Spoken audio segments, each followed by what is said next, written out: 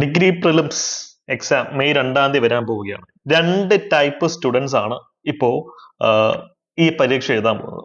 First category, ഞാൻ ചില വിദ്യാർത്ഥികളോട് ചോദിക്കും, എടാ പഠനമൊക്കെ എങ്ങനെ പോകുന്നു, സ്റ്റഡീസ് ഒക്കെ സ്ട്രോങ് അല്ലേ, പ്രിലിംസിനൊക്കെ പഠിച്ച് തുടങ്ങുന്ന ചോദിക്കുമ്പോൾ അവർ പറയുന്നത്, സാറേ പ്രിലിംസ് അല്ലേ, അത് പാസ്സായിക്കോളും, കുഴപ്പമില്ല, ഞാനിപ്പോൾ മെയിൻസ് ഫോക്കസ് ചെയ്താണ് പഠിക്കുന്നത്, പ്രിലിംസിന് 2-3 ആഴ്ച മുമ്പ് പ്രിലിംസിനായിട്ട് കുത്തിയിരുന്നങ്ങ് പഠിക്കും, ഇപ്പൊ പ്രിലിംസ് പാസ്സാവുമെന്ന് അവർക്ക് അറിയാം. സ്വാഭാവികമായിട്ടുള്ള ഒരു കാര്യമാണല്ലോ, നമ്മൾ ശ്വസിച്ചാൽ ഓക്സിജൻ ഉള്ളിലേക്ക് കയറും എന്നുള്ളത് സ്വാഭാവികമായിട്ടുള്ള ഒരു കാര്യമാണല്ലോ. അതുപോലെ തന്നെ അവർക്കറിയാം പ്രിലിംസ് എഴുതിയാൽ പാസ്സാകുമെന്ന് അവർക്കറിയാം. രണ്ടാമത്തെ കാറ്റഗറി ഓഫ് സ്റ്റുഡൻസ് എന്ന് പറയുന്നത്, അയ്യോ പ്രിലിംസ് വരാൻ പോകുന്നേ, പാസ്സാകുമോ, പാസ്സാകില്ലേ, എന്ത് ചെയ്യും മല്ലയ്യ, അല്ലെങ്കിൽ ബിന്ദു പണിക്കർ CDMOസിൽ കാണിക്കുന്ന പോലെ പൊളിറ്റ് പഠിക്കണോ, അല്ലെങ്കിൽ കോൺസ്റ്റിറ്റ്യൂഷന്റെ മറ്റ് ഡയമെൻഷൻസിലേക്ക് പോകണോ, ഹിസ്റ്ററി ആണോ എക്കണോമിക്സ് ആണോ പഠിക്കേണ്ടത്, അയ്യോ എന്ന് നിലവിളിച്ചു നടക്കുന്നതാണ് രണ്ടാമത്തെ കാറ്റഗറി ഓഫ് ആൾക്കാർ. ഇവിടെ നമ്മൾ എപ്പോഴും ശ്രമിക്കേണ്ടത് ആദ്യം പറഞ്ഞ കാറ്റഗറിയുടെ ഭാഗമാവാനാണ്. ട്രസ്റ്റ് മീ, നമുക്കതാവാൻ സാധിക്കും. കാര്യം ഇതുവരെ എഴുതിയിട്ടുള്ള ഡിഗ്രി ലെവൽ പ്രിലിംസ് പരീക്ഷകളെല്ലാം ഞാൻ ക്രാക്ക് ചെയ്തിട്ടുണ്ട്. അത് ഞാൻ ബുദ്ധിജീവി ആയതുകൊണ്ടല്ല, തന്ത്രപരമായി പെന്റഗൺ അപ്രോച്ച് ഉപയോഗിച്ച് മര്യാദയ്ക്ക് പഠിച്ചതുകൊണ്ട് മാത്രമാണ്. നിങ്ങൾക്കും അത് ചെയ്യാൻ സാധിക്കും. ഈ വീഡിയോയിൽ പറയുന്ന 5 കാര്യങ്ങൾ കൃത്യമായിട്ട് ഫോക്കസ് ചെയ്ത് കഴിഞ്ഞാൽ ഇനിയുള്ള ദിവസം പഠിച്ചാൽ പോലും നിങ്ങൾക്ക് നന്നായിട്ട് ക്രാക്ക് ചെയ്യാൻ പറ്റും പ്രിലിംസ് എക്സാം. വെറും ക്വാളിഫയിങ് ആയിട്ടുള്ള ഒരു പരീക്ഷയാണ് ഡിഗ്രി ലെവൽ പ്രിലിംസ് എന്ന് പറയുന്നത്.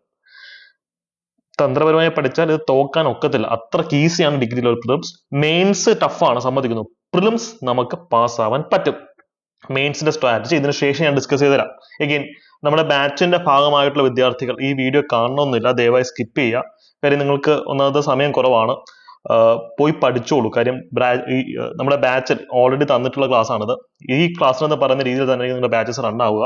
അപ്പോൾ ഇത് കണ്ട് നിങ്ങളുടെ പ്രഷ്യസ് ആയിട്ടുള്ള സമയം കളയണമെന്നില്ല, ദയവായി പൊക്കോളൂ. സെൽഫ് സ്റ്റഡി നടത്തുന്ന വിദ്യാർത്ഥികൾക്ക് വേണ്ടിയിട്ടാണ് ഈ ഒരു വീഡിയോ ചെയ്യുന്നത്. ഓക്കെ, അപ്പോൾ ഇന്നത്തെ ക്ലാസ് നോട്ട്സ് എല്ലാം ഞാൻ നമ്മുടെ ടെലിഗ്രാം ചാനലിൽ അപ്ലോഡ് ചെയ്യുന്നതാണ്. ഹോട്ട് ടോപ്പിക്സ്, പ്രിലിംസിന് വരാൻ സാധ്യതയുള്ള ഹോട്ട് ടോപ്പിക്സും ടെലിഗ്രാം ചാനലിൽ അപ്ലോഡ് ചെയ്തിട്ടുണ്ട്. ചാനലിന്റെ അംഗങ്ങളാവുക, എല്ലാവരും നന്നായിട്ട് പഠിച്ചു തുടങ്ങുക. ഡെയിലി അവിടെ തരുന്ന മോക്ക് ടെസ്റ്റ് മസ്റ്റ് ആയിട്ട് അറ്റൻഡ് ചെയ്യാം കേട്ടോ. അപ്പൊ പെന്റഗൺ അപ്രോച്ചിനകത്ത് ഒന്നാമതായി എനിക്ക് നിങ്ങളുടെ പറയാനുള്ള ഒരു കാര്യം, സമയം വളരെ കുറവാണ്. പഠിച്ച് എല്ലാം അങ്ങ് തീർക്കാം എന്നുള്ള തെറ്റിദ്ധാരണയിൽ ഇരിക്കില്ല. നിങ്ങളുടെ മുമ്പ് 1 വർഷം സമയം ഉണ്ടെങ്കിൽ പോലും പ്രിലിംസ് പരീക്ഷയുടെ സിലബസിന്റെ 100% പഠിച്ചു തീർക്കാൻ ആരെ കൊണ്ട് ഒക്കില്ല. അത്രയും ഗഹനമായിട്ടുള്ള സിലബസ് ആണ്. അതുകൊണ്ട് തന്നെ അറിയാത്ത ചോദ്യങ്ങൾ വന്നിരിക്കും. അറിയാത്ത ചോദ്യങ്ങൾ വന്നാലും നമുക്ക് അതിനെ അറ്റൻഡ് ചെയ്യാൻ പറ്റണം, ക്രാക്ക് ചെയ്യാൻ പറ്റണം. അതിന് നിങ്ങൾ ഉപയോഗിക്കേണ്ടത് ഇന്റലക്ച്വൽ കറക്കിക്കുത്താണ്. ഇതാണ് പെന്റഗൺ അപ്രോച്ചിലെ ഒന്നാമത്തെ കാര്യം, ശാസ്ത്രീയമായ കറക്കിക്കുത്ത്. ഈ വാക്ക് പലർക്കും അലർജിയാണ്. പക്ഷേ തലയിൽ ഇത്തിരി ആളുതാമസമുള്ള ആൾക്കാർക്ക് അറിയാം ശാസ്ത്രീയമായി കറക്കിക്കുത്തുന്നതുകൊണ്ട് എന്താണ് ഉദ്ദേശിക്കുന്നത്. ഈ ഒരു ചോദ്യം നോക്കുക. കഴിഞ്ഞ ഡിഗ്രി ലെവൽ പ്രിലിംസിൽ ഒരു ഡിഫിക്കൽട്ട് ചോദ്യമാണ്, 5 സ്റ്റേറ്റ്മെന്റ് ഉണ്ട്, കടുകട്ടി ചോദ്യം. നമ്മൾ പൊതുവെ പഠിക്കാത്തൊരു ടോപ്പിക്കാണ് ഗ്ലോബൽ വാർമിംഗ് പൊട്ടൻഷ്യൽ, അതിൽ നിന്നുള്ള ചോദ്യമാണ്. അപ്പൊ ഈ ഒരു ചോദ്യം എങ്ങനെയാണ് നമുക്ക് ഇന്റലക്ച്വലോടെ കറക്കി കുത്താൻ പറ്റുന്നത് നോക്കാം. ഈ ചോദ്യം നോക്കൂ. ശരിയായ പ്രസ്താവന, ഗ്ലോബൽ വാർമിംഗ് പൊട്ടൻഷ്യൽ എന്ന് പറയുന്ന ഒരു വിഷയത്തിനെ സംബന്ധിച്ച് ഈ 5 പ്രസ്താവനകൾ ഏതാണ് ശരിയായിട്ടുള്ള പ്രസ്താവന എന്നുള്ളതാണ് ചോദ്യം. നിങ്ങൾക്ക് അതിനെപ്പറ്റി അറിയില്ലെന്ന് ഇരിക്കട്ടെ. പക്ഷേ ഒന്നാമത് സ്റ്റേറ്റ്മെന്റ് ഒന്ന് വായിച്ചു നോക്കൂ. It refers to the quantity of heat trapped by greenhouse gas. അല്ലെ, ഹരിതഗൃഹവാതകങ്ങൾ ട്രാപ്പ് ചെയ്ത് വെച്ചിരിക്കുന്ന ഹീറ്റ് എത്രത്തോളം ഉണ്ട് with respect to carbon dioxide എത്രത്തോളം ഉണ്ടെന്നാണ് ചോദ്യം. ഡിഫിക്കൽട്ട് സ്റ്റേറ്റ്മെന്റ്, വായിച്ച് മനസ്സിലാക്കാൻ സമയം എടുത്തു. നിങ്ങൾ അടുത്ത സ്റ്റേറ്റ്മെന്റിലേക്ക് വന്നോളൂ. അത് ഇത് ആലോചിച്ച് അത് ഗണിച്ചിരിക്കേണ്ട, അടുത്ത സ്റ്റേറ്റ്മെന്റിലേക്ക് വരാം. Global warming potential of A gas depends on its radiative efficiency ഉള്ളി എന്ന് പറയുന്നത്. റേഡിയേറ്റീവ് എഫിഷ്യൻസി എന്താ നിങ്ങൾക്ക് അറിയില്ല, ഗ്ലോബൽ വാർമിംഗ് പൊട്ടൻഷ്യൽ എന്താണെന്ന് അറിയില്ല. പക്ഷെ ഇവിടെ പറഞ്ഞ സ്റ്റേറ്റ്മെന്റിന്റെ ശൈലി നോക്കുക. ഒരു ഗ്യാസിന്റെ ഒരു പൊട്ടൻഷ്യൽ, അതിന്റെ കഴിവ്, ഗ്ലോബൽ വാർമിംഗ് ചെയ്യാനുള്ള കഴിവ്, പൊട്ടൻഷ്യൽ, അതിന്റെ റേഡിയേറ്റീവ് എഫിഷ്യൻസി എന്ന് പറയുന്ന ഒരൊറ്റ ക്വാളിറ്റിയെ മാത്രം ഉള്ളി ഡിപ്പെൻഡ് ചെയ്തിരിക്കുന്നതാണ് പറയുന്നത്. അങ്ങനെ വരുമോ? നിങ്ങൾ ലോകത്തിലെ ഏത് പ്രോസസ്സ്, പ്രപഞ്ചത്തിനകത്ത് ഏത് പ്രോസസ്സ് എടുത്ത് നോക്കി, ഏതെങ്കിലും ഒരു പ്രോസസ്സ് ഉണ്ട് അങ്ങനെ ഒരൊറ്റ സംഭവത്തിനെ മാത്രം ഡിപ്പെൻഡ് ചെയ്തിരിക്കുന്ന ഏതെങ്കിലും ഒരു പ്രോസസ്സിന്റെ പേര് പ്രപഞ്ചത്തിലെ മൊത്തം എടുത്താൽ നിങ്ങൾക്ക് പറയാൻ പറ്റുമോ? വെള്ളം ചൂടാവുന്നു അല്ലെ, തീ എത്തിക്കുമ്പോൾ വെള്ളം തെറിക്കുന്നു, വെള്ളം ചൂടാവുന്നു. ആ വെള്ളം ചൂടാവുന്ന പ്രോസസ്സിനകത്ത് പോലും ഒരു ഒറ്റ ഫാക്ടർ ആണോ അതിനകത്ത് വരുന്നത്? നമ്മൾ കൊടുക്കുന്ന തീയുടെ ചൂട് വരും, അന്തരീക്ഷത്തിന്റെ മർദ്ദം വരും, നമ്മൾ ഉപയോഗിക്കുന്ന ആ ഒരു കണ്ടെയ്നറിന്റെ കണ്ടക്ടിവിറ്റി വരും, എത്രയോ ഫാക്ടേഴ്സ് അതിനകത്ത് വരും. എന്റെ ചോദ്യം ഇത്രേ ഉള്ളൂ. നിങ്ങൾക്ക് പ്രപഞ്ചത്തിലെ ഏത് വിഷയവും നിങ്ങൾ എടുത്ത് നോക്കിയോ, ഏതെങ്കിലും ഒരു കാര്യം, അതായത് ഒരു ഒറ്റ ഫാക്ടറുമായി മാത്രം ബന്ധപ്പെട്ട് പ്രവർത്തിക്കുന്ന ഏതെങ്കിലും ഒരു കാര്യം നിങ്ങൾക്ക് ചിന്തിച്ചെടുക്കാൻ പറ്റുമോ? നോ. അപ്പൊ സ്റ്റേറ്റ്മെന്റ് 2 തെറ്റാണ് എന്നുള്ളത് വെറും കോമൺ സെൻസ് ആണ്. ഇതാണ് ഇന്റലക്ച്വൽ കറക്കിക്കുത്ത്. ഈ ബുദ്ധി വളർച്ചയിൽ ചില അപാകത പറ്റിയിട്ടുള്ള ആൾക്കാർക്ക് ഈ ഇന്റലക്ച്വൽ കറക്കിക്കുത്ത് എന്നൊക്കെ കേൾക്കുമ്പോഴത്തേക്കും അവർ വിചാരിക്കും കണ്ണടച്ചുള്ള കറക്കിക്കുത്താണ്. അവരോട് ക്ഷമിക്കുക. നിങ്ങൾക്ക് റാങ്ക് അടിക്കണമെങ്കിൽ ഈ രീതിയിൽ തന്നെ പഠിക്കുക. സിവിൽ സർവീസസ് പരീക്ഷയിൽ കഴിഞ്ഞ ഒരു 10-20 കൊല്ലമായിട്ടുള്ള ടെക്നിക്കാണിത്. ഇപ്പോൾ PSC പരീക്ഷയിൽ വന്നു തുടങ്ങിയിട്ടുണ്ട്. ഇത് പഠിച്ചാൽ നിങ്ങൾക്ക് വളരെ ഈസി ആയിട്ട് റാങ്ക് ലിസ്റ്റിലേക്ക് എത്താം. ശ്രദ്ധിക്കുക, കറക്കിക്കുത്തിയതുകൊണ്ട് മാത്രം ജയിക്കാൻ പറ്റില്ല. കറക്കിക്കുത്തുന്നതിനോടൊപ്പം ആഴത്തിലുള്ള പഠനം, ഇൻഡെപ്ത് സ്റ്റഡി വേണം. അങ്ങനെ സ്റ്റഡി ചെയ്യുമ്പോഴാണ് നമുക്ക് ഇത്തരത്തിലുള്ള അനാലിസിസ് കിട്ടുക. ഓക്കെ, അപ്പൊ സെക്കൻഡ് സ്റ്റേറ്റ്മെന്റ് തെറ്റാണ് അല്ലെ? സെക്കൻഡ് സ്റ്റേറ്റ്മെന്റ് തെറ്റാണെങ്കിൽ A പോയി, B പോയി, D പോയി. കാര്യം അതിനകത്ത് എല്ലാത്തിനും സെക്കൻഡ് സ്റ്റേറ്റ്മെന്റ് ഉണ്ട്. അപ്പൊ ഇതിന് ഉത്തരം എന്ത് വരും? C എന്നുള്ള ഉത്തരത്തിൽ ഒറ്റ അടിക്കെത്തി. ഇവിടെ നിങ്ങൾ 3, 4, 5 വായിച്ചു നോക്കിയത് പോലുമില്ല. ഇതാണ് ശാസ്ത്രീയമായ കറക്കിക്കുത്ത്. അപ്പൊ കറക്കിക്കുത്തി മാത്രം ജയിക്കാൻ പറ്റുമോ? ഇല്ല.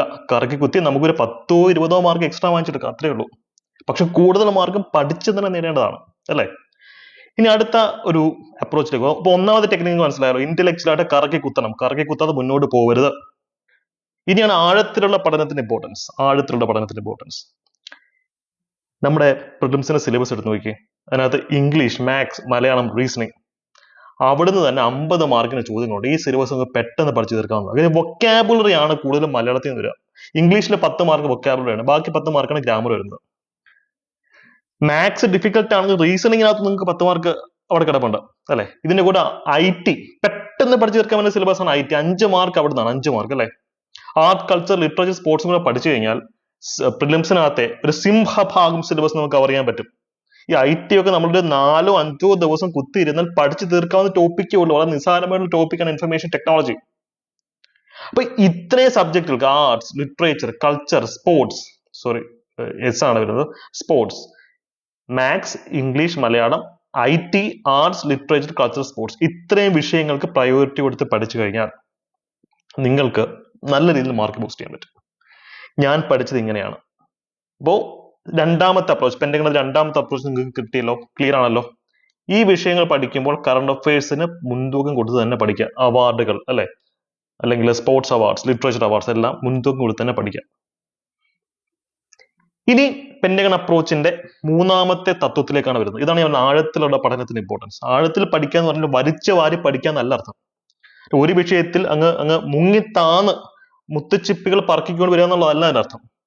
നമ്മൾ കോണ്ടെക്സ്റ്റ് അറിഞ്ഞ് പഠിക്കാം. ഫോർ എക്സാമ്പിൾ, കേരള PSCയിൽ ഒരു ചോദ്യമാണിത് അല്ലെ? ഈ ചോദ്യം 2021 സിവിൽ സർവീസ് പ്രിലിംസിൽ വന്നിട്ടുള്ളതാണ്. അവിടുന്ന് കോപ്പി അടിച്ച ചോദ്യമാണിത്. ഇതിൽ നിന്ന് എന്ത് മനസ്സിലാക്കാം? UPSC നിലവാരത്തിൽ പഠിക്കണം എന്നുള്ള കാര്യം മനസ്സിലാക്കാം. എഗെയിൻ ഇവിടെ നിങ്ങൾ മനസ്സിലാക്കേണ്ടത് സിവിൽ സർവീസിന് വേണ്ടി പഠിക്കണമെന്നല്ല പറയുന്നത്. കഴിഞ്ഞൊരു 10 വർഷത്തെ UPSC ചോദ്യങ്ങൾ എടുത്ത് വർക്ക്ഔട്ട് ചെയ്ത് കഴിഞ്ഞാൽ തന്നെ നിങ്ങൾക്ക് എത്ര മാർക്ക് ഇതിൽ സ്കോർ ചെയ്യാൻ പറ്റും. ഡയറക്ട്ലി ഒരു ചോദ്യം വന്നില്ലെങ്കിൽ പോലും ഇൻഡയറക്റ്റ് ആയിട്ട് അവിടെ ചോദ്യങ്ങൾ വരും. അപ്പോൾ ഇത് വളരെ സ്മാർട്ടായിട്ട് നിങ്ങൾ ചെയ്യേണ്ട ഒരു കാര്യമാണ്. നിങ്ങളൊരു വീട്ടമ്മയാണ്, അല്ലെങ്കിൽ ഒരു വർക്കിംഗ് കാൻഡിഡേറ്റ് ആണ്, പഠിക്കാൻ അധികം സമയം നിങ്ങൾ മുമ്പിൽ ഇല്ല എന്നുണ്ടെങ്കിൽ എന്ത് ചെയ്യുക? UPSC കഴിഞ്ഞ 10 വർഷത്തെ ചോദ്യ പേപ്പർ വെച്ച് വർക്ക്ഔട്ട് ചെയ്യുക. ഫ്രീ ആയിട്ട് UPSC വെബ്സൈറ്റ് ചെയ്ത് കിടപ്പുണ്ട്. ഇപ്പൊ ഞങ്ങളുടെ ബാച്ചസ്, ഞങ്ങളുടെ ക്ലാസ്സസിൽ വളരെ തീവ്രമായിട്ട് കൊടുക്കുന്ന ഒരു പരിശീലനമാണത്. തുടക്കത്തിൽ കുട്ടികളുടെ സൈഡിൽ നിന്ന് ഭയങ്കരമായിട്ടുള്ള എതിർപ്പ് ഞങ്ങൾ നേരിട്ടിരുന്നു. കാര്യം എന്താ, പല സൈഡിലും പലരും ഇവരെ പറഞ്ഞ് പഠിപ്പിച്ചിരിക്കുന്നത് UPSC ചോദ്യമൊന്നും വർക്ക്ഔട്ട് ചെയ്യേണ്ട, PSC ഒന്നും വരത്തില്ല എന്നുള്ളതാണ്. പക്ഷെ ഞങ്ങൾ എന്ത് ചെയ്തു, വളരെ കോൺഫിഡന്റ് ആയിട്ട് ഇത് വരുമെന്ന നിർബന്ധത്തിൽ തന്നെ UPSC ചോദ്യം വർക്ക്ഔട്ട് ചെയ്തു. ഇപ്പം കുട്ടികളുടെ കാര്യം മനസ്സിലായി തുടങ്ങിയിട്ടുണ്ട്, UPSC ചോദ്യങ്ങൾ വരും എന്നുള്ള കാര്യം. ഞങ്ങളുടെ ബാച്ചിലേക്ക് വരികയാണെങ്കിലും ഇതിന് നിങ്ങൾ തയ്യാറായിക്കണം. സെലക്റ്റീവ് ആയിട്ടുള്ള ഹാൻഡ് പിക്ക് ചെയ്ത ഏറ്റവും പ്രധാനപ്പെട്ട UPSC ചോദ്യം നമ്മൾ ക്ലാസ്സസിൽ ഡിസ്കസ് ചെയ്ത് പോയിരിക്കും.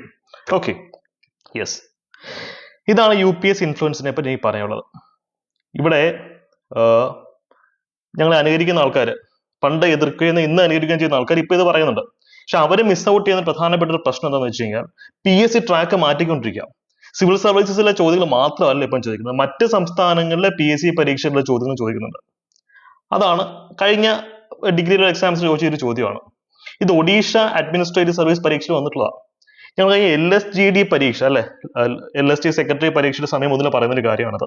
PSC ഇവോൾവ് ചെയ്തുകൊണ്ടിരിക്കണം, അത് മാറിക്കൊണ്ടിരിക്കണം. ആ മാറ്റത്തിനനുസരിച്ച് നമ്മൾ അങ്ങോട്ട് മാറുക.